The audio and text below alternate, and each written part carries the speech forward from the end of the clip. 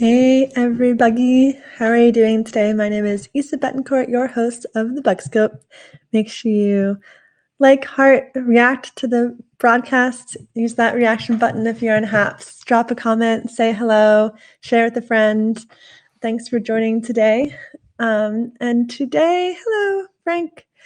Today is I'm going to talk about some upcoming events and also one other update and some updates and things like that. One update is that our caterpillar friends from hi, Lars. Lars, I'm glad you're here. I was actually thinking of tagging you because one thing that I have with us today to touch upon here, how can I hold this up? Caterpillars are doing well. Are the photos that you shared with me a little while back on Instagram. I have them here in the broadcast studio with me. And if you want to hop on with me when I bring them up, that can be fun. I can send you an invite. But first, I am going to take about like 5 to 10 minutes to go over some upcoming events. And then we'll get to that portion of today's broadcast. So hi, guys. Welcome. New arthropod pets. Wonderful. Congrats on your new pet desert hairy scorpion. Have you named it? Okay. All right. Thanks for letting me know, Lars. Perhaps next time. So yeah, here's one of our very hungry caterpillars from a couple weeks ago. They're growing really well, and they're just gobbling up so much of the apple that I have them on that it's a little hard for me to keep up with these hungry mouths. Here. Oh, this one's okay. But they're very soft and squishy and wonderful little creatures. So one right, where is it? One right up here. One over here. And then back here. And then over here. Yep, all over the place. They blend in really well with their apple tree. So I'm guessing in like a couple more weeks, they will probably start to pupate, and they overwinter in their larval stage. Okay. Yeah, very chunky one. All right, so I want to share with you guys some events that are coming up. If you joined us yesterday for the entomophagy event, you heard that. Oops, I didn't realize this would come up right away, but here we are. So the Academy of Natural Sciences is, let me bring me up as well. Oh, can I bring both of us up though? My screen and me. There we go. So the Bugfest is coming up with my museum. It's part virtual and part in person. There's going to be a bunch of different events. There's going to be live auditorium shows in the museum in Philadelphia. Roach races. On the 5th of August, there's going to be a virtual event that I'm a part of with a couple of my coworkers talking about mating in insects, which you can register for if you're interested. That's August 5th, Thursday at 8:30. So next week, next Thursday, but in the evening. And then one of the in-person events is a night where they're going to be light trapping. I won't be there for this one, but it sounds like a lot of fun. You get to go out there, join some of my coworkers from the museum, like John Galehouse, my supervisor, and go look at bugs and see what comes out there. It's a nice partnership that the Academy of Natural Sciences has with the Rushton Conservation Center, or the Rushton Woods Preserve and Farm with the, yeah. And then down here, there's insect drawing, Bug Picasso. There's a behind the scenes tour of the museum with Atlas Obscura. I'm not guiding that, but my supervisor is, along with exhibits director Jennifer Sanchi, which will be really awesome. And then I will be a part of the Academy Conservation, which the topic is Insects in Decline, which is Saturday, August 14th at 3:30. It'll be me, Dr. John Galehouse, the curator of entomology, and then Dr. Akito Kawahara, who's down in the University of Florida. Will be conversing and talking about this really important topic that we are facing. And then also on Thursday, August 19th, there's an Adventures in Entomology event where we'll be talking about adventures in the field and surprises that happen, hiccups that happen, all sorts of things that might happen as entomologists as we're out there. So it's like a happy hour sort of event, and you are invited to come along. And there's also going to be an iNaturalist BugFest BioBlitz that you can check out as well. This is mostly targeted. This is targeted within the USA. So as a heads up, but whether you're in the USA or not, you still can join the Academy Naturalists group, which let me see if this is showing up. Yeah, you can still join this even if you are not in the USA. So I will post this in the chat. So those are some upcoming events, and I will drop the link to this BugFest page so you can check it out. Lots of great events for families, for individuals, for adults, for kids, lots of different options here. So actually, I will also put it into this broadcast as a notifier. That way, and it's a little, for anyone who's not in HAPS, they can see the website. But it is, did I push it to program? There we go. ANSP.org/programs and events/festivals/Bugfest. Or if you just look up the Academy of Natural Sciences, Bugfest, you'll get this information as well. So yeah. All right. Then any events where we can try cicada cannolis? Not currently scheduled, but great question. Yeah. If someone, I can ship the exuvia. I still have a bunch of exuvia right back here, which can be filled for the filling. I still have a bunch. These are all periodical cicada exoskeletons, plus one tarantula exoskeleton. So I will ceremoniously wear it as my brooch for today. Yeah, it's used to collect them as a kid. Nice. Yeah, it's pretty incredible how they just completely litter the forest floor when the periodical cicadas are active. There are just so many, all fallen around the bases of trees, especially. Just like it's just all so much. Like the ratio of leaves to the exoskeletons are. It's just so many of them. Okay. Wow, 100 at one point. Nice. That was some serious collecting, Peter, that you did. Bug Fest or Bug Feast. Is that what you were saying, David? All right. So the other event I wanted to bring to attention is on Tuesday. I'm going to do a HAPS broadcast. Georgia is going to join me too, and maybe a few other people, to do the debut of the film that I've been working on cicadas and eating cicadas. And I will play this clip here. You may have seen it yesterday during the broadcast with Christian and Georgia. But if you didn't, here is that video. This is the teaser that we made for Instagram that I'll be posting to Instagram too shortly. Oops, that's not it. Here it is.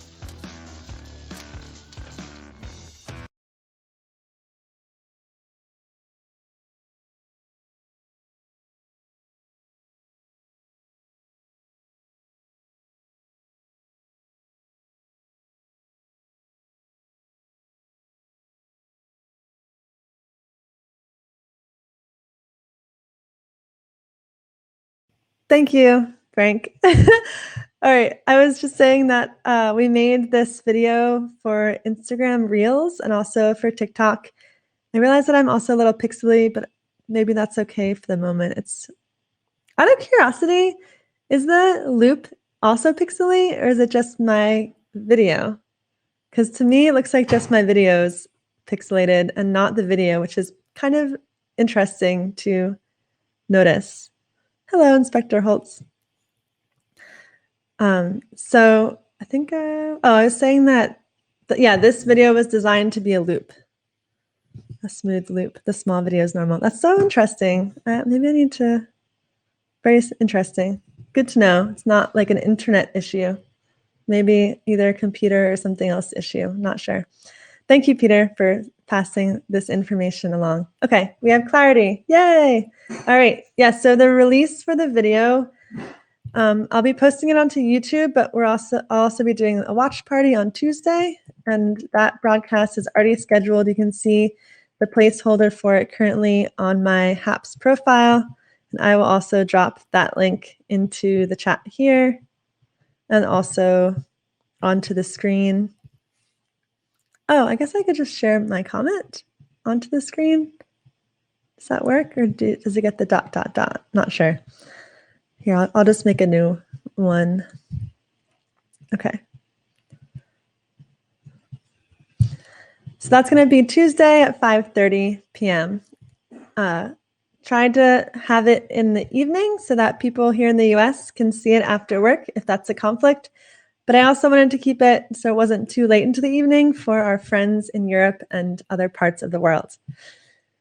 So hope you come along, and at some point in the future as well, I'm hoping to bring on Hans, the videographer who I worked on this project with, as a guest on the Bugscope to talk about the making of the film. So it was really a wonderful process and a lot of fun to work with Hans, and yeah, so very excited about that. Cool. All right, so now I'm going to bring up a couple of photos that people have sent me, namely Lars and also Trevor have sent me some photos of insect situations in the past couple months. And so I asked them if I could share the photos, and they said yes. So here we go. All right. So Lars sent me some pictures of projects that are happening at the cemetery. This is where you work, right, Lars?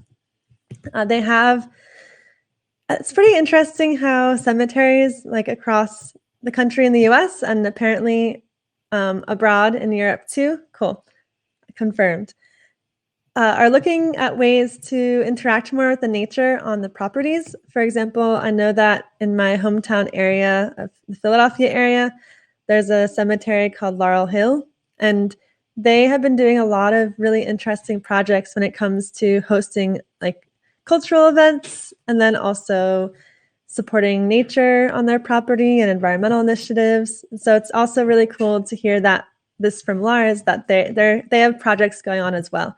So here they have, Lars had shared with me that there are beekeepers who keep their bees here, and which is pretty cool. The bees live here and they're tended to by the beekeepers, and the cemetery gets the benefit of having these bees visiting flowers, those ecosystem services that are occurring.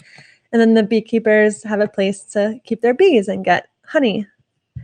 Lars is saying, adding, I'll share this on the screen.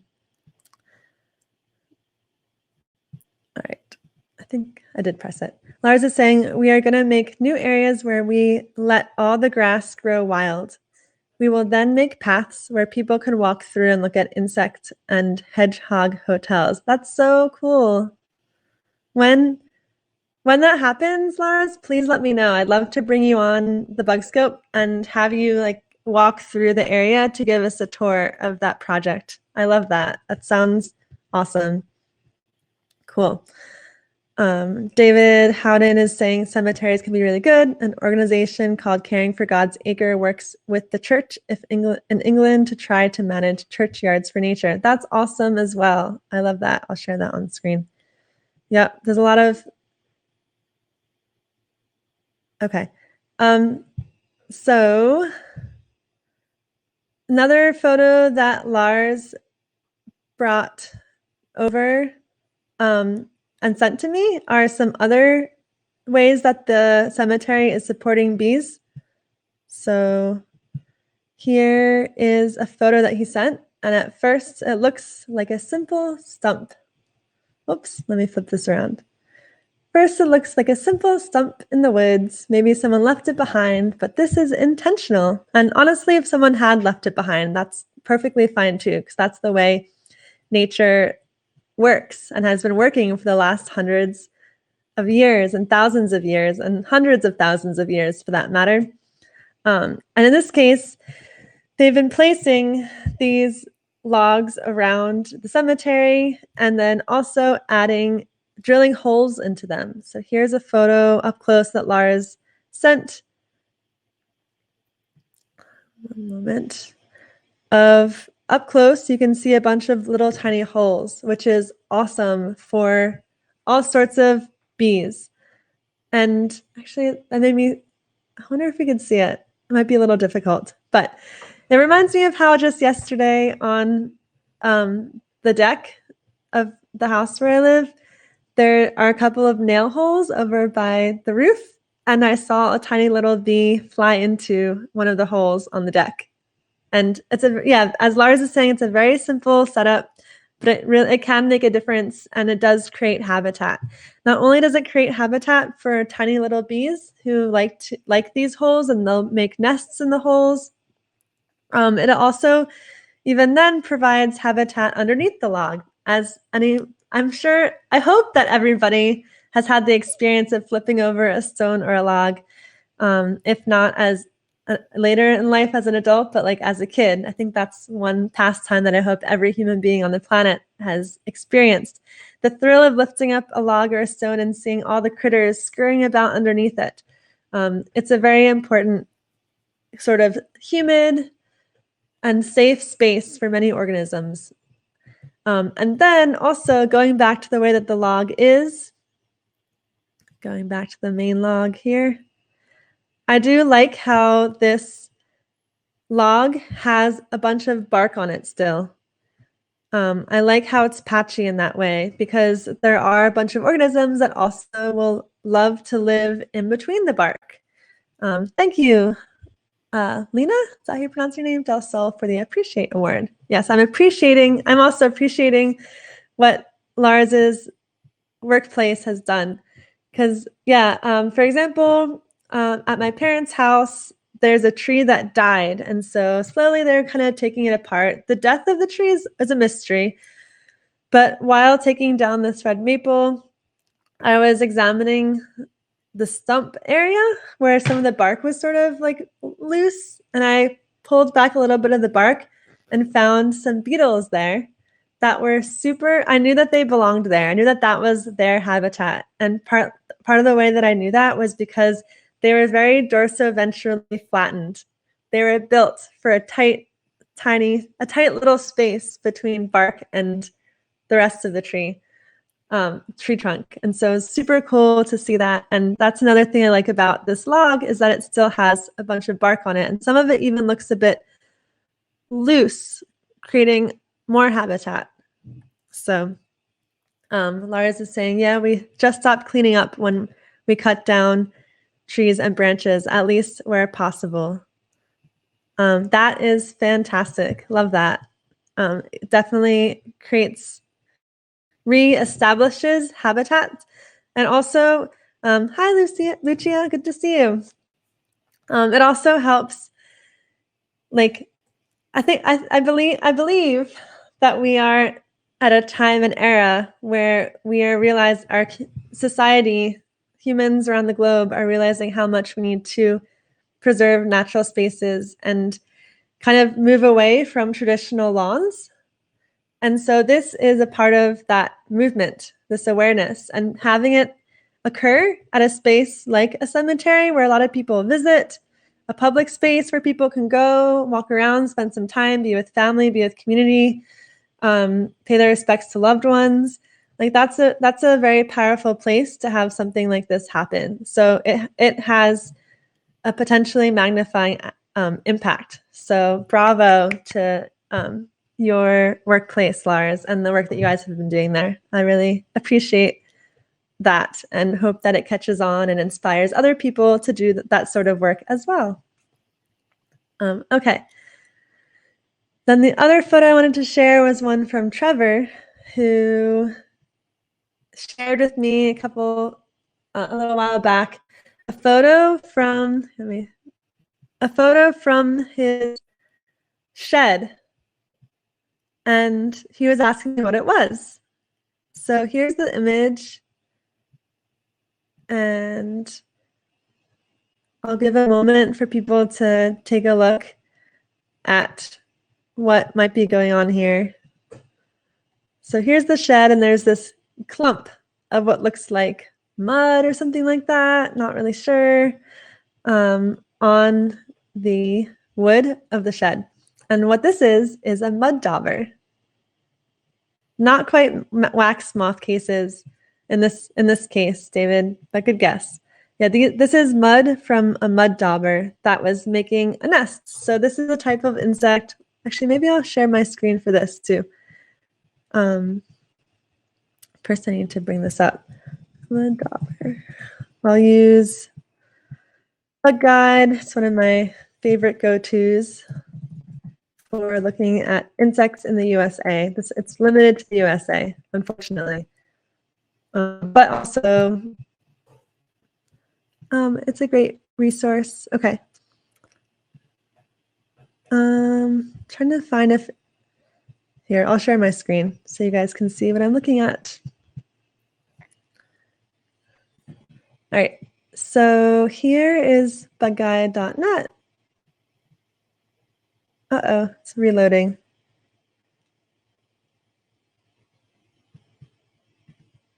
Okay. All right, here's, interesting actually, because the main screen, oh, now it's clear, awesome. So here's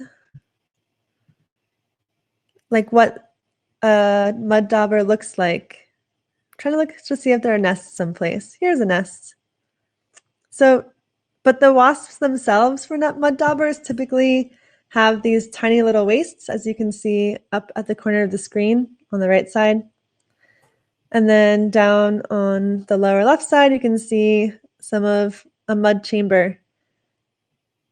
So what's going on is that they get a bunch of mud, they carry it over, and they build these structures that they then pack. They provision with food for their offspring, and they lay an egg, then they seal it up, and it's safe. And the young little wasp will grow inside as a little tiny grub-like thing, and then eventually pupate, just like any moth does, pupates, goes through a complete metamorphosis, and then emerges as an adult. And this is actually a nice example because, interesting, the person opened it up. I don't know what's going on in this opened up version, but it's a little hard to tell what's going on. Let me see if there's a comment. No comments on what that is, but yeah, so that's our mud dauber. So let me see if there's another. I don't know if it's this species exactly, but this is the group. And you can find them all over the world. They're not exclusive to, oh, here's one that's nicely on top of its creation, probably. Yeah, so one idea about the thinness of the waist is that it probably helps them with regulating their, I don't know why it has to be so thin and long, but the thinness helps wasps with regulating the temperature, their body temperature. It helps keep heat in a certain place rather than getting diffused in the rest of their body. So it's really fascinating. I only learned that a couple of months ago, Have a great day, Lars. Thanks for popping by. Have a good time with your family. Cheers. Thanks for the super heart. Hello, Heavenly Dew. Welcome. But yeah, it's pretty fascinating how it's like it's a physiological thing that's going on with why wasps tend to have such tiny waists. So let me see if, all right, I'm gonna stop sharing my screen now. But that's what's going on with this picture that Trevor shared with me. Let me tag Trevor too.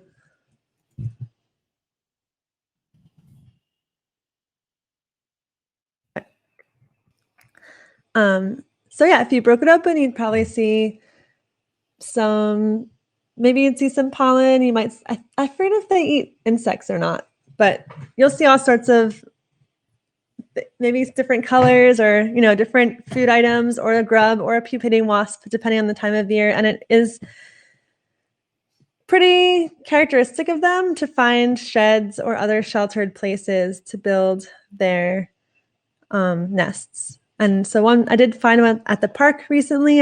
When I did a broadcast back in like February or March, I think, is when I found an old one that was at the parks at a amphitheater.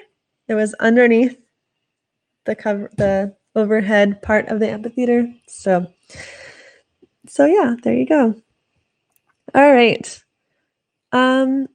So that's all I have really for today. If you guys have any AMA sort of questions for me, like go ahead and answer or requests. Right now, this week is a really busy week because I'm moving. And so I'll have to take down the background here, pack it all up. I'm moving. And so it's pretty hectic. I kind of almost want to take a picture of my background so I can just like do a drop down like photo or banner in the background wherever I go to have a quick and easy backdrop. But maybe I'll take a picture just in case that ever makes sense to do. But at the moment, I will have to take it down. So yeah. So hope everyone's doing well, enjoying summer, and I'll keep you guys posted at least on the caterpillars. And make sure you come by on Tuesday for the video release. So yeah. All right. I'm going to end the broadcast now, but have a great day, everyone. Bye. Thanks for coming by. Oops, I have to make sure I don't squish a caterpillar when I hold this up.